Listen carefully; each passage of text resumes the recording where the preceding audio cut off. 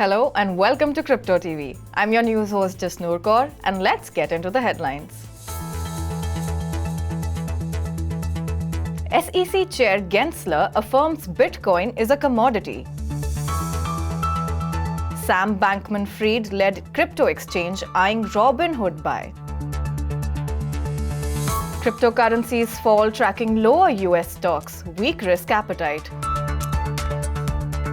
Unizen gets $200 million capital commitment from investment group GEM. CoinFLEX to launch a $47 million recovery token to solve withdrawal issues. FTX token DAO raises $7 million from community of Sam Bankman-Fried fans. New York NFT leaves attendees infected with COVID-19. Australian crypto trading firm Banxa to lay off nearly a third of its staff. Madhavan joins NFT bandwagon with Rocketry NFT series. The US Securities and Exchange Commission Chairman Gary Gensler reiterated that cryptocurrencies had the key attributes of a security and some of them fell within the purview of his regulatory body. Expanding his thoughts on Bitcoin, the only token he was ready to talk about in a televised interview to CNBC, Gensler clarified that Bitcoin was a product. The SEC primarily kept in mind that besides BTC, he was not going to go over other crypto tokens particularly. Gensler's declaration concurs with the chairman of the Commodity Futures Trading Commission, CFTC, Rostin Behnam, who stated last month that Bitcoin is a commodity. However, Behnam also stated that Ether is likewise a commodity. Referring to cryptocurrency in general, Gensler said that this was a highly speculative asset class. He explained that when people invest in Bitcoin and hundreds of other crypto tokens, they hope for a return just like when they invest in other financial assets that are securities. Cryptocurrency exchange FTX Digital Markets Limited is exploring acquiring the no-commission trading platform Robinhood, reports said. Shares of Robinhood jumped about 16% and trading was briefly halted following the reports. FTX has made no formal offer for acquiring the trading platform and could decide not to go forward with any plans.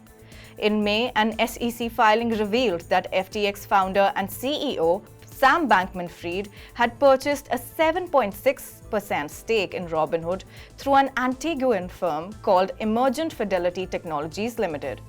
Cryptocurrencies declined Tuesday as investors shunned riskier assets such as stocks and cryptocurrencies amid an uncertain economic environment. Bitcoin traded below $21,000.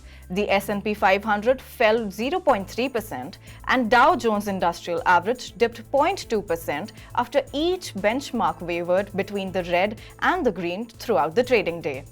The Nasdaq Composite declined 0.9%.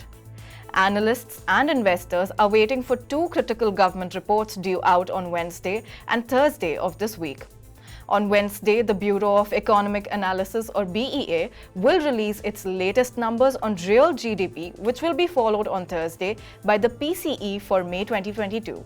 Concerns over a potential recession, which will either be confirmed or negated by Wednesday's GDP report, with some analysts expecting US Q1 real GDP growth showing the economy contracted at a 1.5% annual rate.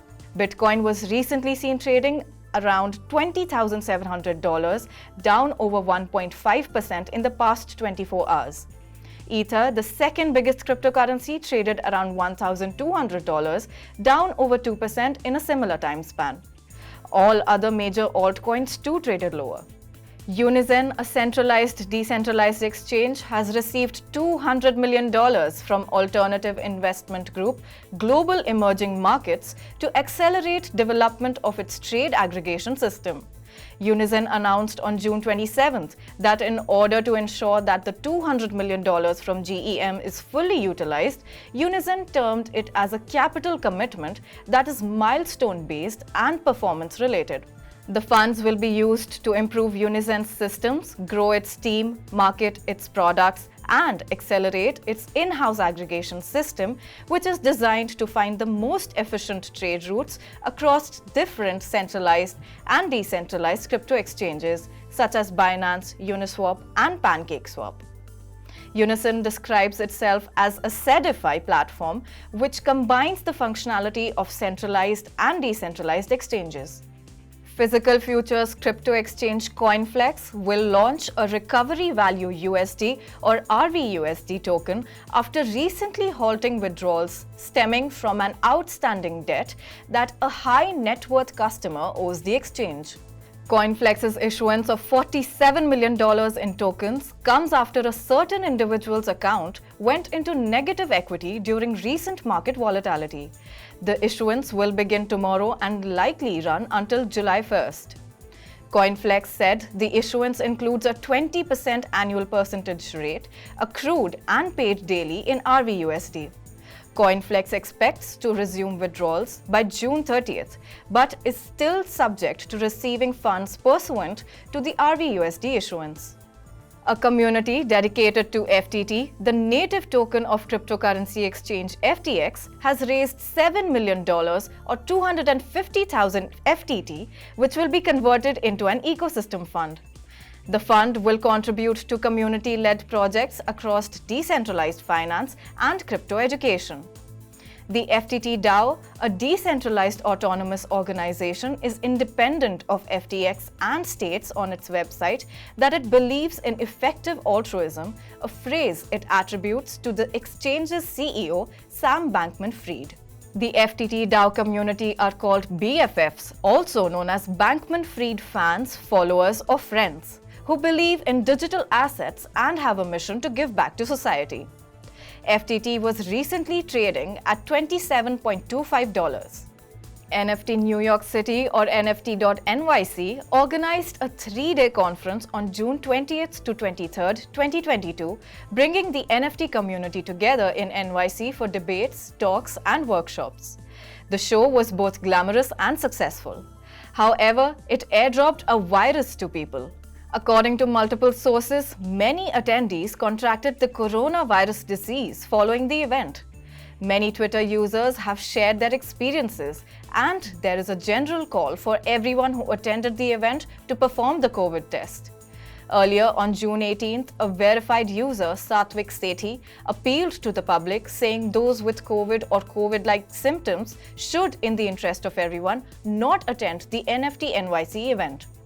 NFT NYC is the largest NFT conference in the world.